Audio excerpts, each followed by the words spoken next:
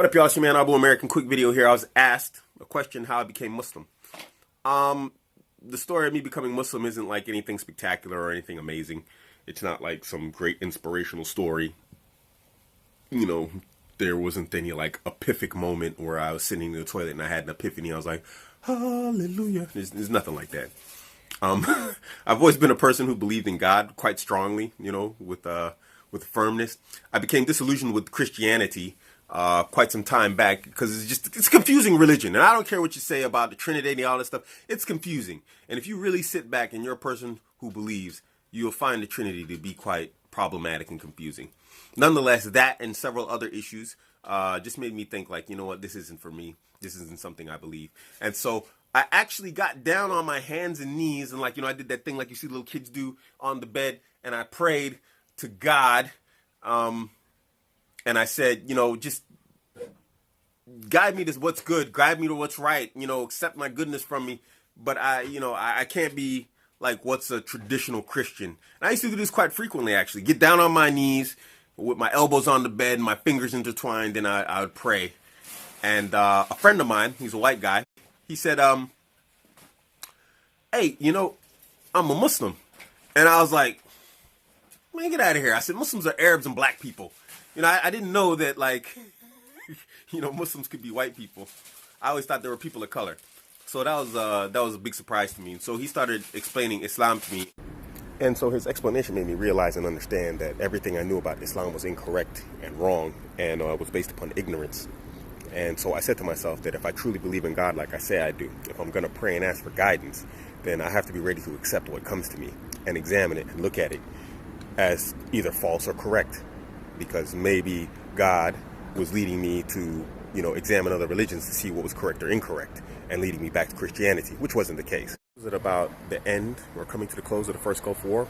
And so what happened was a lot of U.S. troops were stationed in Saudi Arabia, and the Saudis were just really good at, like, giving dawah, like making the call to Islam. And so a whole lot of troops had reverted and converted to Islam, whichever term you prefer. And when they came back, you know, off deployment to Germany, you found that these guys were really strong in dawah, and they were like calling people to Islam in a very, you know, very convincing and clear way, because that's how they received their Islam, you know, in a convincingly clear way. One of the most beautiful things about their call to Islam was it wasn't based on, like, ignorance. Like I said this before, they were clear and they were concise. It wasn't about, like, why we don't drink alcohol, why we don't eat pork. It was all based upon the oneness of Allah, you know, his right to worship alone without any equals or any partners. And so that was, like, very important to me, because, you know, I'd been debating with Christians about, like, you know, why we need Jesus as an intercessor. And the guy was saying, you know, I was arguing with one guy. This is just one argument I had. And he said, like, you know, Jesus is like a filter in a vacuum. And I was like, yeah, but what is a filter? A filter is a physical barrier between you and something else. I said, so you're putting a barrier between you and God. But anyway, a different conversation for a different time. I ended up going to an Islamic community on a military installation in Kaiserslautern, Germany, where I met another white Muslim. He was the imam. And basically, after some time, I'm not sure how long, I was going to Jummah every Friday, and I actually started praying with them, and I was fasting in Ramadan. And a little while after that, I accepted Islam. Yeah, it fit perfect into everything that I understood and believed about, you know, what belief is. And it had answers. Unlike Christianity, where it's like, oh, you just got to believe, you just got to have faith.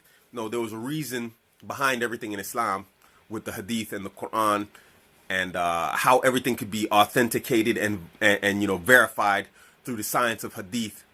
And if you don't know about it as a non-Muslim, then it's going to be difficult to explain here. I'm not a you know, a scholar or a student of knowledge. I'm not a caller to Islam, so you know, I don't want to go too deep into this stuff because it's not really my area of expertise, you know, making this call to Islam.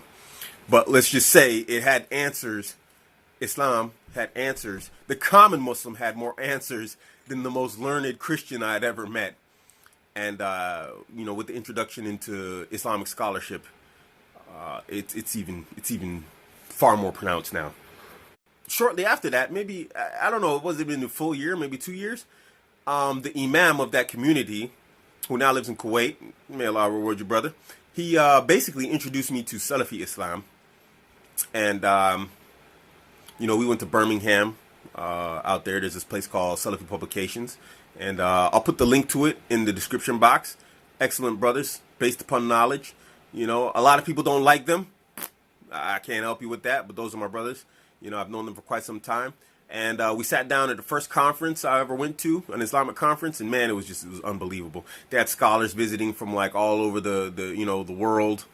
Well, not all over the world, but basically the Middle East. You know, we had I'm not sure if who was there. It was quite some time ago because this was back in 98, 99, and it was just it was an unbelievable experience. And so, you know, I've been firm upon Islam and Salafiyah ever since then.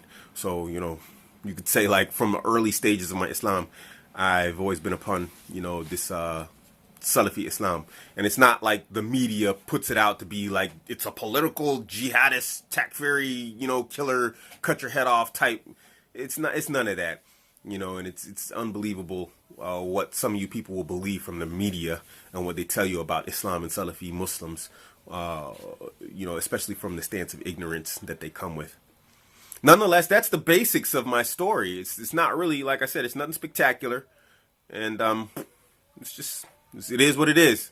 It was easy for me because I already believed, and you know, examination of other religions outside of Islam just really didn't bring up the logical conclusions that Islam brought to me, you know, and I can honestly say that in my case, it's like logic came first and then belief came from that logic because it logically made sense to believe it. It wasn't a matter of, oh, I believe and then I like gained the knowledge to why I should believe later, which is a basic tenet of Christianity. You just got to believe. You got to have faith.